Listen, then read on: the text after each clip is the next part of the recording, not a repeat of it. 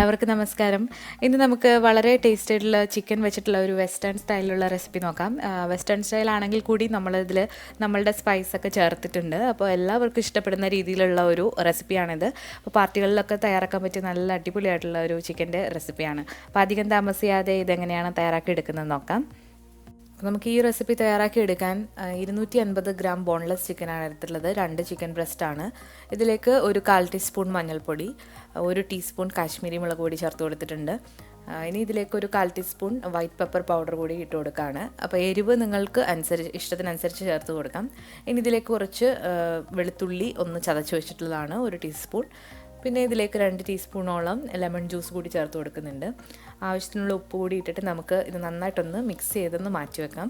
ഒരു 30 മിനിറ്റെങ്കിലും ഇതൊന്ന് മാറ്റി വെക്കുകയാണെങ്കിൽ നമുക്ക് നന്നായിട്ട് ഇതിലേക്ക് മസാലയൊക്കെ പിടിച്ച് കിട്ടും. അതിൽ കൂടുതൽ വെക്കുകയാണെങ്കിൽ ഒന്നുകൂടെ നല്ലത്. ഇനി നമുക്ക് ഈ ചിക്കൻ ഒന്ന് കുക്ക് ചെയ്തെടുക്കാം. അപ്പോൾ അതിന് വേണ്ടിയിട്ടൊരു പാത്രത്തിലേക്ക് ഒരു ടേബിൾ സ്പൂണോളം വെജിറ്റബിൾ ഓയിലാണ് ഒഴിച്ച് കൊടുത്തിട്ടുള്ളത്. ഇനി ഇതിലേക്ക് നമ്മൾ മാരിനേറ്റ് ചെയ്ത് വെച്ചിരിക്കുന്ന ചിക്കൻ്റെ കഷ്ണങ്ങളിട്ട് നന്നായിട്ടൊന്ന് കുക്ക് ചെയ്തെടുക്കണം. അപ്പോൾ ഈ ചിക്കൻ നന്നായിട്ട് വെന്ത് വരുന്നത് വരെ ഇത് നന്നായിട്ടൊന്ന് കുക്ക് ചെയ്തെടുക്കാം. വെള്ളമൊന്നും ചേർക്കരുത്, ചിക്കനിൽ ആവശ്യത്തിന് വെള്ളമുണ്ട്. അപ്പോൾ ഇത് നന്നായിട്ട് ഇതുപോലെ ഡ്രൈ ആക്കി നമ്മൾ മാറ്റി വെച്ചിട്ടുണ്ട്. ഇനി ഇതിലേക്ക് വേണ്ടത് പച്ചക്കറികൾ, ക്യാരറ്റ്, ക്യാപ്സിക്കം, കോളിഫ്ലവർ, പിന്നെ ഗ്രീൻ പീസാണ് ഞാൻ എടുത്തിട്ടുള്ളത്. പിന്നെ കുറച്ച് വെളുത്തുള്ളി, ഒരു സവാള, 3 പച്ചമുളക്. അപ്പോൾ ഇത്രയും കൂടെ ചേർത്തിട്ട് നമുക്ക് നന്നായിട്ടൊന്ന് വഴറ്റിയെടുക്കണം.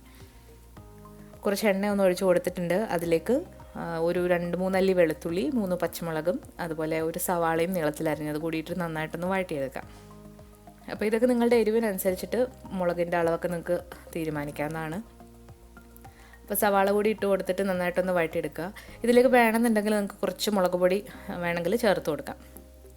ഇനി നമുക്ക് ഇതിലേക്ക് ഈ പച്ചക്കറികളൊക്കെ ഇട്ട് കൊടുക്കാം. അപ്പോൾ സവാള ജസ്റ്റ് ഒന്ന് വാടി വരുമ്പോഴത്തേക്ക് ഇട്ട് കൊടുക്കുക. ഒരുപാട് ഫ്രൈ ആകണമെന്നില്ല. ഇനി പച്ചക്കറികൾ കൂടി ഇട്ട് കൊടുത്തിട്ട് ഒരു 1/4 ഭാഗം ഇത് കുക്ക് ചെയ്തെടുക്കാം. മൂടി വെച്ചിട്ട് വേണം കുക്ക് ചെയ്യാൻ. അപ്പോൾ നമ്മളുടെ പച്ചക്കറികൾ ഒരു 1/4 ഭാഗം കുക്കായി വന്നിട്ടുണ്ട്. ഇനി നമുക്ക് ഇതിലേക്ക് നമ്മൾ ഓൾറെഡി കുക്ക് ചെയ്ത് വെച്ചിരിക്കുന്ന ചിക്കൻ്റെ പീസസ് ഇട്ട് കൊടുത്തിട്ട് നന്നായിട്ടൊന്ന് ഇളക്കി യോജിപ്പിക്കാം. അപ്പം നമ്മൾ ഈ ചിക്കനും പച്ചക്കറികളും കൂടി നന്നായിട്ട് മിക്സാക്കി എടുക്കുക.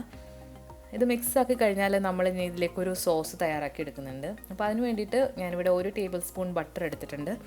ബട്ടർ നന്നായിട്ടൊന്ന് ഉരുക്കി വരുമ്പോഴത്തേക്ക് ഇതിലേക്ക് നമ്മൾ ഒരു 2 ടേബിൾ സ്പൂൺ മൈദ ചേർത്ത് കൊടുക്കുന്നുണ്ട്. മൈദ അല്ലെങ്കിൽ ഗോതമ്പ് പൊടി ചേർത്ത് കൊടുക്കാം. അപ്പോൾ ഇവിടെ അൺബ്ലീച്ച്ഡ് മൈദയാണ്, അപ്പോൾ ഗോതമ്പ് പൊടിയിൽ തന്നെയാണ്. അപ്പോൾ അതുകൂടി ഇട്ടിട്ട് നന്നായിട്ടൊന്ന് റോസ്റ്റാക്കി എടുക്കുക. റോസ്റ്റായി വന്നു കഴിഞ്ഞാൽ ഇതിലേക്ക് കുറച്ച് മുളക് പൊടി, ഞാനിവിടെ കുറച്ച് പാപ്രിക്കയാണ് ചേർത്ത് കൊടുക്കുന്നത്. പാപ്രിക്ക എന്ന് പറഞ്ഞാൽ നമ്മുടെ റെഡ് കളറിലുള്ള ക്യാപ്സിക്കത്തിൻ്റെ പൊടിയാണ്. അതൊഴിക്കുമ്പോൾ നല്ലൊരു ടേസ്റ്റാണ്. ഇനി ഇതിലേക്ക് നമ്മൾ 1 കപ്പ് പാല് ചേർത്ത് കൊടുക്കുന്നുണ്ട്. അപ്പോൾ പച്ചപ്പാലോ തിളപ്പിച്ച പാലോ നിങ്ങൾക്ക് ചേർത്ത് കൊടുക്കാം. പാല് ചേർത്ത് കൊടുത്തിട്ട് ഇത് കട്ട കെട്ടാതെ നന്നായിട്ടൊന്ന് ഇളക്കി യോജിപ്പിക്കുക. അപ്പോൾ പാല് ചേർത്തിട്ട് ബാക്കി വെള്ളം നിങ്ങൾക്ക് ചേർത്ത് കൊടുക്കാം. ഇനി നിങ്ങൾക്ക് പാല് ചേർക്കുന്ന ഇഷ്ടമില്ല എന്നുണ്ടെങ്കിൽ വെള്ളം ഒഴിച്ചിട്ട് ഇത് കുറുക്കിയെടുക്കാവുന്നതാണ്.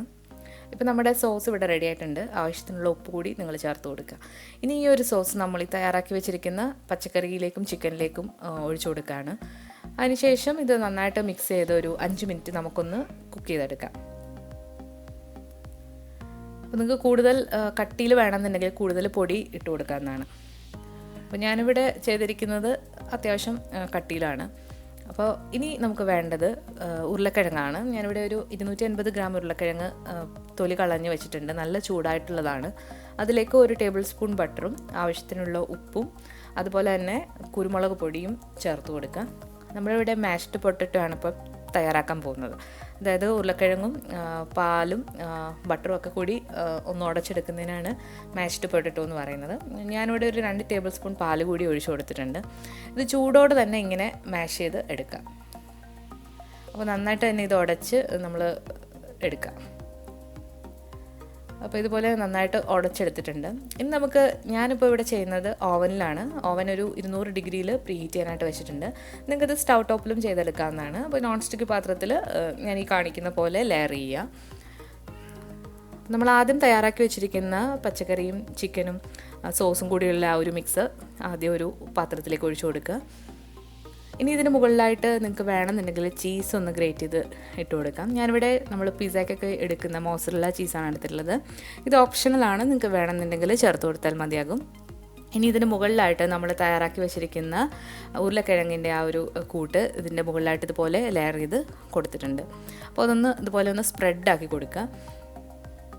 ഇപ്പം നമ്മൾ ഓവൻ ഇല്ലാതെ ചെയ്യുന്നെങ്കിൽ കേക്ക് ചെയ്യുന്ന രീതിയിൽ നിങ്ങൾക്കിത് ചെയ്തെടുക്കാവുന്നതാണ് കുക്കറിൽ.